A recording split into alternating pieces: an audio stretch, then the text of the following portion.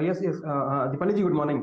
देखिए, डेफिनेटली इस बार जो रेट का पॉज है, वो लग रहा है कि इस बार जो रेट्स है वो पॉज रह सकते हैं, तो उससे काफी हद तक एक सपोर्ट आता हुआ दिखाई देगा। और कहीं ना कहीं अगर हम डॉलर इंडेक्स या बॉन्ड यील्ड को देखें, तो एक शार्प रनअप के बाद अब यहाँ पे थोड़े ठहरते हुए दिखाई दिए, जिसकी वजह से हमने देखा है कि गोल्ड और सिल्वर में एक बाउंस बैक आता हुआ दिखाई दिया। तो मुझे लगता है कि अभी वेरी शॉर्ट टर्म के लिए जो रेंज है वो अभी रेंज में ही रहेगा। ज्यादा तेजी या मंदी यहाँ देखने को नहीं लग रही है मेरे को, क्योंकि फिजिकल साइड में भी जाएंगे तो अभी कोई ऐसा बड़ा डिमांड फिजिकल साइड में नहीं है, कोई फेस्टिवल नहीं है।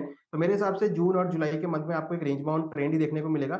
हालांकि जो इंटरेस्ट रेट का डिसीजन है उससे काफी हद तक सपोर्ट गोल्ड को आता हुआ मिलेगा। तो मेरे हिसाब से यहाँ पर बायो डिप्स की स्ट्रेटेजी रखनी चाहिए। इंटरनेशनली देखें तो $1940 काफी स्ट्रॉन्ग सपोर्ट अभी है। और अगर हम एमसीएक्स की बात करें तो करीबन 59,500 59,600 के आसपास अच्छे सपोर्ट है, जो कि हमने कल भी देखा था, वहां से एक रिकवरी आज देखने को मिली थी। तो अगेन अगर गोल्ड 59,600 500 के आसपास मिलता है तो वहां पे खरीदारी करना चाहिए।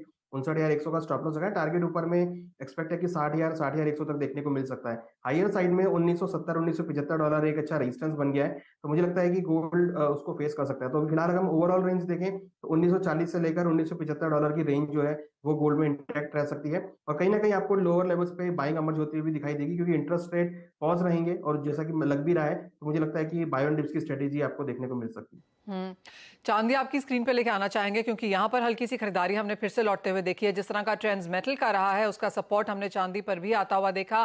फ्लैट कारोबार भारतीय बाजारों में ऑलमोस्ट 72,000 वापस आता हुआ। विकास, यहाँ पे क्या राय है? चांदी का भी वही है, एक अपने ये वाइटल सपोर्ट जोन 70,000 70,500 का जो है, इसका ये एक वाइटल सपोर्ट जोन के पास ये है। और ऊपर में ये भी 73,000 के करीब एमसीएक्स में ये बार बार यहाँ पे रेजिस्टेंस फेस कर रहा है। लास्ट टाइम पे भी वहीं तक जाके वहां से एक रिट्रेसमेंट लिया है। बट चांदी कंसोलिडेट कर रहा है ऊपर से एक बड़े करेक्शन के बाद में। तो चांदी में मेरा नजरिया अभी भी वही है, बाई ऑन डिस्क की स्ट्रेटेजी रहेगी। चांदी मेरे को अगर थोड़ा सा भी अगर एस्केलेटेड वे पे अगर करेक्शन लगता है, करेक्शन आता है, तो 71,000 और 70,800 900 के करीब चांदी मिलता है, तो चांदी को फिर से लेना है। और स्टॉप लॉस 70,000 के नीचे रहेगा। और टारगेट फिर हम लोग बाउंस में 73,000 तक का देखेंगे। और इस बार अगर 73,000 के ऊपर चल जाता है, तो देन ये 74,200 तक चांदी जा सकता है। बट वही है कि साइडवेज मार्केट है अभी इसमें, गोल्ड और सिल्वर में दोनों में। तो ये जो एक रेंज बना हुआ है 2 से 2,500 पॉइंट का, तो लगता है कि आने वाले कुछ सप्ताह इसी रेंज पे चांदी ट्रेड करता रहेगा। तो अपने को डिप्स की ही स्ट्रेटेजी रहेगी चांदी पे भी, जैसे पिछले बार था। तो डिप्स मिले तो इसको बाई लेना है, और अपने को हायर रेंज पे जो रेजिस्टेंस रेंज है 73,000 के करीब का, वहां पे आता है तो प्रॉफिट बुक करना है।